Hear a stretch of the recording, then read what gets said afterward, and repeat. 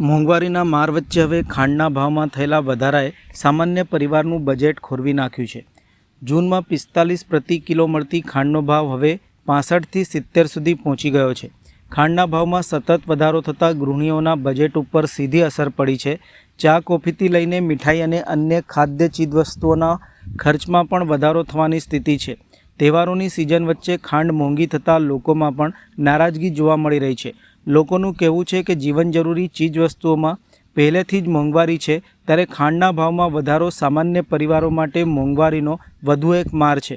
ખાંડના વધેલા ભાવને કાબૂમાં લેવા સરકાર દ્વારા કાચી ખાંડની આયાતને મંજૂરી આપવામાં આવી છે। હવે આ પગલાંથી ખાંડના ભાવમાં કેટલી રાહત મળે છે તેના ઉપર સૌની નજર છે અને આ અંગે તો સમય જ બતાવશે।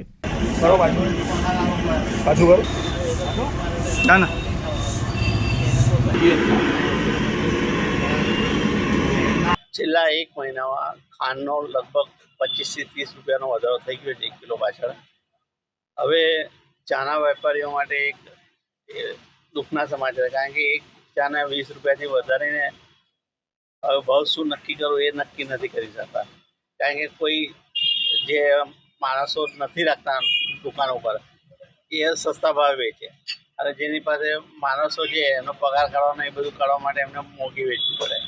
હવે પેલા માણસો નથી એ 20માં પોસાય એમને, જેની પાસે નોકરો રાખે વધારે એમને પોસાય નહીં, એટલે ના છૂટકે બી ભાવ કદાચ વધારો કરવો પડે એવો છે।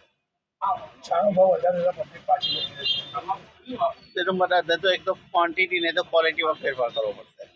ક્વોન્ટિટી ઓછી કરવી પડે નહીં તો ક્વોલિટીમાં ફેરફાર કરવો પડે, એનો કોઈ બીજો રસ્તો નથી। તકલીફ તો પડવાની જ છે, પણ કરવાનું શું? આનો વધારો થઈ ગયો છે તો કોઈ બી ના છૂટકે બી અત્યારે રાજકોટમાં 30 રૂપિયા એક ચા થઈ ગયા છે અને અત્યારે અહીંયા 20 રૂપિયા ચાલે છે। એટલે કઈ ને કઈ તો વેપારીઓ કરવું જ પડે, કારણ કે પોતાના ઘરનો નાખીને તો વેપાર કરવાનો નથી કોઈ। 25 થી 30 રૂપિયા કિલો પાછળ થઈ ગયા છે।